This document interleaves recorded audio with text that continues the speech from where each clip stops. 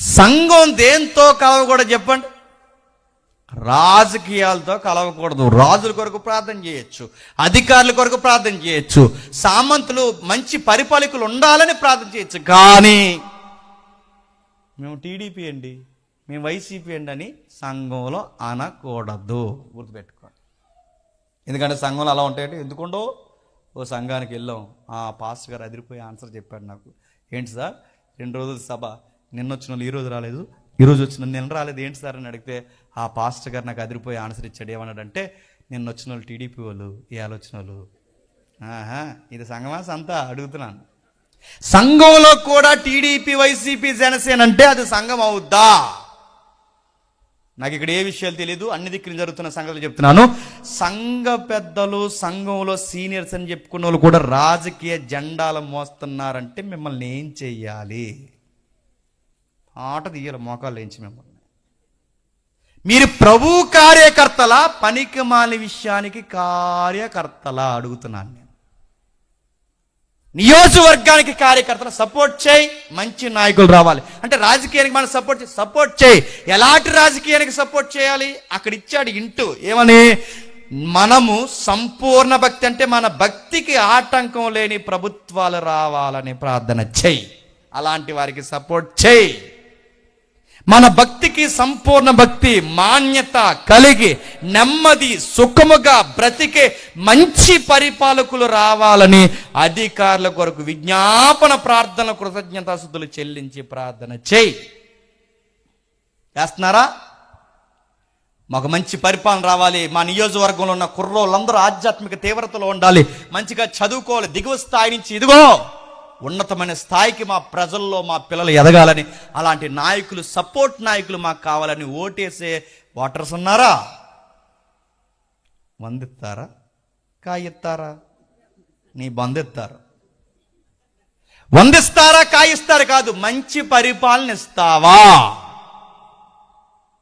మన దిగువ తరగతులని బేస్ చేసుకుని చెప్తున్నాను. మన మిడిల్ క్లాస్, లో క్లాస్లో ఉన్నవాడిని అందరిని బేస్ చేసుకుని చెప్తున్నాను. చూడండి, ఇలా సీరియస్గా ప్రభుత్వాలు మారిపోతున్నాయని బాధ ఉండదని వీళ్ళకి. వీళ్ళ బాధ ఏంటి చెప్పిన, సీరియస్గా సెంటర్లో మాట్లాడుకుంటారు. వీళ్ళ బాధ ఏంటంటే బ్రాండ్ మాస్టరేట్రా అన్నాడట. వీళ్ళకి ప్రభుత్వం మారిపోయిన అనవసరం, ఏం మారకూడదు చెప్పండి? బ్రాండ్. ఏ బ్రాండ్? కొన్ని ఉన్నాయిలేండి వీళ్ళ బ్రాండ్లో నడుతున్నాను. వీళ్ళకి ప్రభుత్వం ఏమైపోయిన అనవసరం, పరిపాలకులు ఏమైపోయిన అనవసరం, వాళ్ళకి ఏం కావాలి? బ్రాండ్. అందుకే చూడండి, మీరు గమనిస్తున్నారు లేదో, రాజకీయ వాగ్దానాలలో ఒక వాగ్దానం ఏంటో తెలుసా? మేమొస్తే మళ్ళీ మీకు స్వచ్ఛమైన మద్యం ఇస్తాం. ఇది వాగ్దానమే, ఇది కూడా వాగ్దానమే. మందిస్తామంటున్నారు, అది కూడా వాగ్దానం అంటే అది కూడా వాగ్దానమే అనే విషయం చెప్పనా? ప్రభుత్వాలు నిలబడాలంటే నెంబర్ 1 ఖజానా పాయింట్ ఏంటో తెలుసా?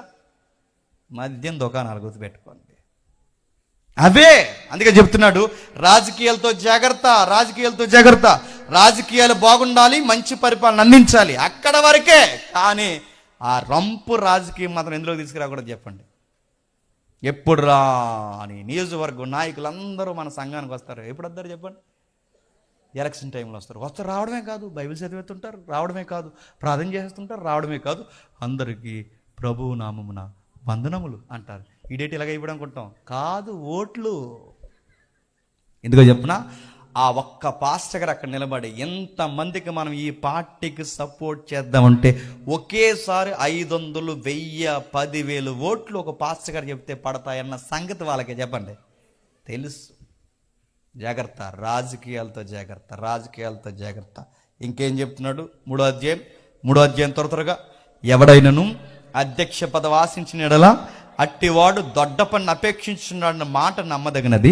అధ్యక్షుడగు వాడు నిందారహితుడును, ఏకపత్ని పురుషుడును, మితానుభవుడును, స్వస్థబుద్ధి గలవాడు, మర్యాదస్తుడు, అతిథి ప్రియుడు, బోధగిన వాడయుండి మద్యపానం కొట్టువాడు కాక సాత్వికుడు, జగడమాడినవాడు, ధనాపేక్ష లేనివాడే. ఏం చెప్తున్నాడు 3వ అధ్యాయం? 1వ అధ్యాయం ఏమో సంఘంలో బోధ మారిపోయిందని చెప్తున్నాడు, వంశాల పిచ్చి వచ్చిందని చెప్తున్నాడు. 2వ అధ్యాయంలో ఏమో రాజకీయాలతో జాగ్రత్తమని చెప్తున్నాడు. 3వ అధ్యాయంకి వచ్చేసరికి అధ్యక్షులు, సంఘ పెద్దలు వీళ్ళ కొంచెం జాగ్రత్తగా ఉండాలంట. నాకు ఎవరు తెలదండో, మళ్ళీ చెప్తున్నాను, ఉన్న విషయాలు చెప్తున్నా. పెద్దలు జాగ్రత్తగా ఉండాలి. ఎందుకు జాగ్రత్తగా ఉండాలి? వాళ్ళకు కొన్ని క్వాలిటీస్ ఉండాలట. నిందలు లేని వారై ఉండాలట, ఏకపత్ని పురుషుడు ఉండాలట, మితముగా ఉండాలట, స్వస్థ బుద్ధి కలిగి ఉండాలట, మర్యాద, అతిథి ప్రియుడు, బోధించాలి, మద్యానికి దూరంగా ఉండాలి, ధనానికి దూరంగా ఉండాలి, సాత్వికంగా ఉండాలి, జగడాలకు దూరంగా ఉండాలి. ఇన్ని క్వాలిటీస్ ఎవరికి ఉండాలట? పెద్దలకు ఉండాలి. అందులో విచిత్రమైన పాయింట్ ఏంటి చెప్పిన, అతిథి ప్రియుడు అంటే అందరినీ ఒకేలాగా చెప్పండి, గౌరవించాలి. అంటే నా, మా, తన, పర అనే భేదం లేకుండా అందరినీ సమానంగా చూసే సంఘానికి స్తంభాలు లాంటి వారు ఎవరు చెప్పండి? పెద్దలు ఉండాలి. ఉన్నారా? ఉండరు.